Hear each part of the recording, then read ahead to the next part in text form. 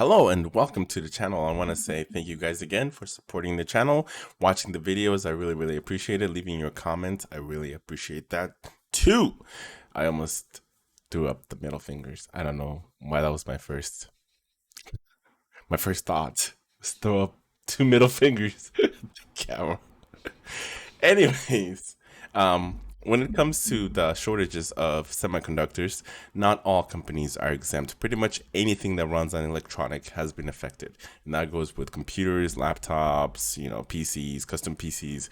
Doesn't matter. Graphics card, everything that's in your home PC or laptop has semiconductors on it. Pretty much anything that's electronic has it in it. Um, so it's no surprise that we see shortages of, well, damn graphics card are like damn unicorn, man. I don't even see that thing in stock. Like literally, it pops up on my screen, boop. I go there, sold out of stock, new egg, every single time. But I digress because not only us are suffering, the car industry is also suffering.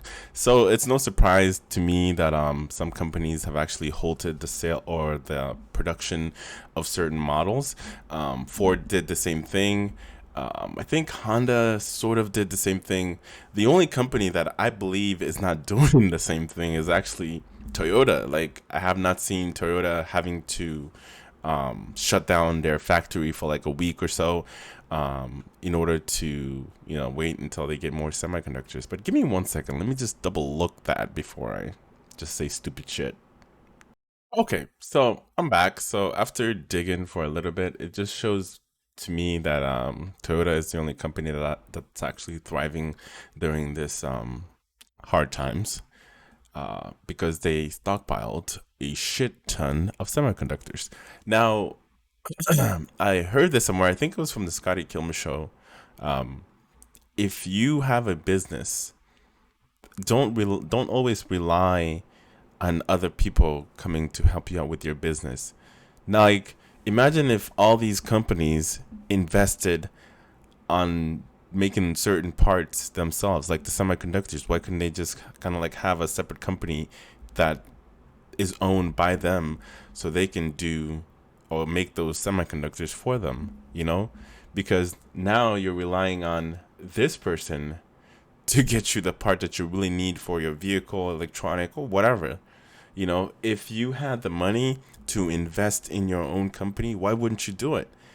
Like, it makes absolutely no sense because you're relying too much on somebody to make that said product for you. And if they don't come through, guess what? You're the one that's kind of going out there without the product that you need to sell to your consumers or whoever you're selling it to or whatever. So I think all this hard time has really taught us that, to really invest in yourself. So especially for these big companies, I hope they learn something. I know the government is trying to create something or some, I don't know why I said something, that they're trying to create a way for them to make their own semiconductors instead of having to rely on everybody else. Because if they can't produce it fast enough and everybody else is coming to them for that product, what do you think is going to happen? So they're going to raise up the prices or just sell to the person that they the most loyal to or whoever's paying in cash. Some companies work with like credits or whatever. I don't know the gist of it, but I'm just saying, like, if I was the one making those semiconductors, I'm gonna make sure you pay out the ass because supply and demand, and I got what you need. You're gonna have to pay up in order to get it. But anyway, I think Toyota was the only company that was just making vehicles after vehicles after vehicles after vehicles like clockwork because they had a shit ton of semiconductors available. They're the only ones, like I said, that I know of that has not shut down during this pandemic. Like their factory still going on and making those cars. But anyway, I apologize if I dragged this video out a little bit. The company that I'm actually talking about is actually Chevy. Chevy's pausing the Corvette production, not because of microchip shortage, what? Due to a temporary part supply, but I can confirm. Hold on, let me just take you to the article. I don't know why I don't take you to the article. Okay, so here we are.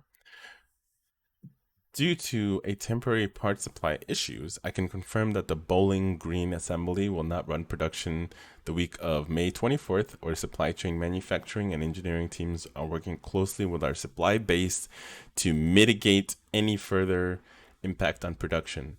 We expect the plant to resume normal operations on Tuesday, June 1st. Chevy spokesperson Trevor Thumpkins told the Motor One.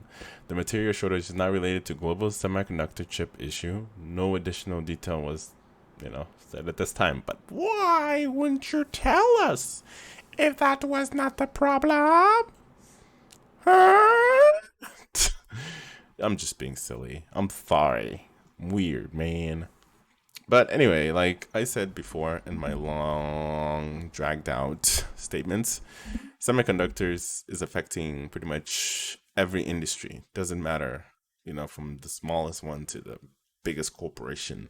They all having the same issues. But hopefully, with everything being open pretty soon, especially here in California, we're opening up June 14th, 15th ish. I guess is their targeted date. If you're vaccinated, you don't have to wear the mask and all that good stuff.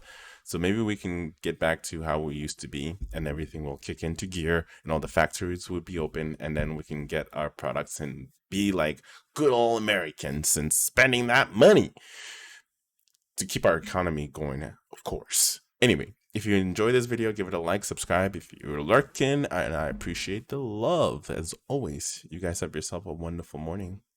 Peace.